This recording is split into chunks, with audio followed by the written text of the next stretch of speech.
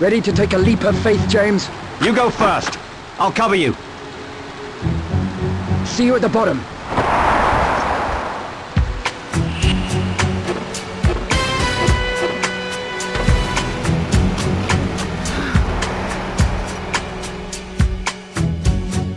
First-person shooters seem like the most popular genre of games these days, with Halo and Call of Duty surpassing sales of any RPG or racing game. What gets me about first-person shooters is that they pretty much all play the same, and this is really apparent in the DS. The developer company N-Space is responsible for all the DS iterations of Call of Duty, and if you played those, you'll feel right at home with Goldeneye. Everything here from the controls to the graphical style are all lifted from Call of Duty. Hell, they might as well have just slapped Daniel Craig's face in the box art of Modern Warfare, and you'll be left with pretty much the same game here. Of course, the lack of originality doesn't necessarily make a game bad. Goldeneye follows the story of the film, loosely, and with the exception of Judi Dench, every other character has been replaced. Daniel Craig steps into Pierce Brosnan's shoes, and Sean Bean's been replaced by, that guy. The game is fully voice acted, but you can tell some of the voice actors just didn't give a crap. I thought I was supposed to give it to... You thought wrong. The sound quality also takes knock here, with the voice acting notably suffering under the restrictions of the DS's speakers. This of course meant that Tina Turner's GoldenEye is not featured in this game, and that totally sucks because it's my favourite Bond theme tune. Hang on, where's it even playing?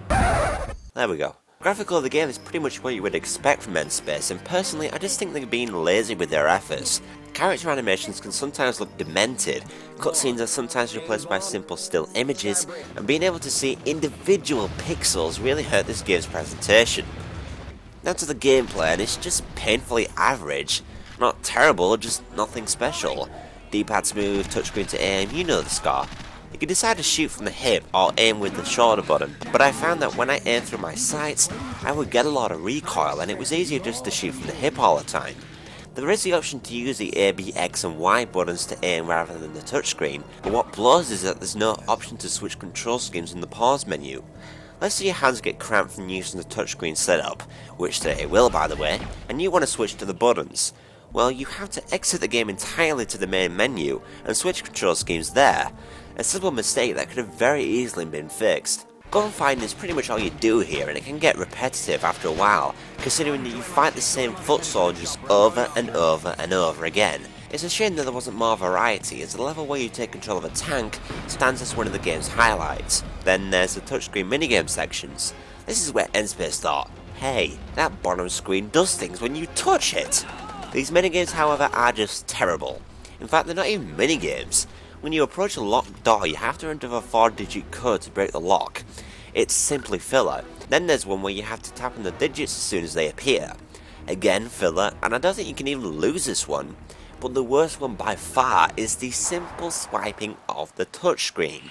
My god, I do not know how they screwed this up. For starters, it's so simple and pointless. And secondly, it is unbelievably unresponsive. Just watch how many swipes it took me to open this freaking door.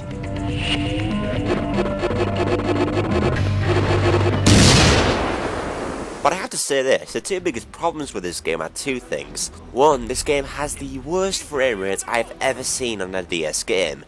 You might not be able to see it in the recording, but it gets really bad when numerous enemies are on screen. You'll feel like you're playing in slow motion sometimes. Then there's the length. I had this complete in about 3 hours, and can you believe they charge you 30 quid for that? Mind you, there is a time trial mode, numerous difficulty levels, and unlockable cheats. You can also find intel scattered throughout the levels. Now I want you to guess, what do you think the intel unlocks? New weapons? Cheats? New skins? No. Pictures. Bloody pictures. How lame can these developers get? Then there is an online mode, but it's disappointing as well. This may be because the game has just been released, but I can never get online with any more than 4 people, and only 6 are supported at once. And I did get numerous communication errors, but what did amaze me is that for some reason, the game runs at a smoother frame rate online than what it does in the main game. But this is probably because the online maps are practically empty. Plus there's no rewards other than silly emblems you can place next to your name, and matches revolve around running into other players head on and holding down the trigger button hoping that the other guy runs out of ammo before you do. Okay, so now you might be thinking, this game sounds terrible. Well, despite all the flaws of this game, I still enjoyed it to an extent. The game's at its best when you're running and gunning down all who oppose you. You know, taking the aggressive approach to shooting. Stealth is out of the question here. There's no reward for it, and it's just not as fun as going in guns blazing. So in conclusion, if you're looking for a good first-person shooter for your DS, I recommend picking up another game. Black Ops is out now, and Dimension 2 and Metroid Prime Hunters are far better. Goldeneye isn't a terrible game, it's just not as good as the Wii version or other first-person shooters for the DS, so I can't give this any more than a rental. And I'll leave you with footage from the final boss. It's 006 vs 007, a battle of epic proportions. These men won't go down without a fight. Cue the final battle. Lamest video game villain ever.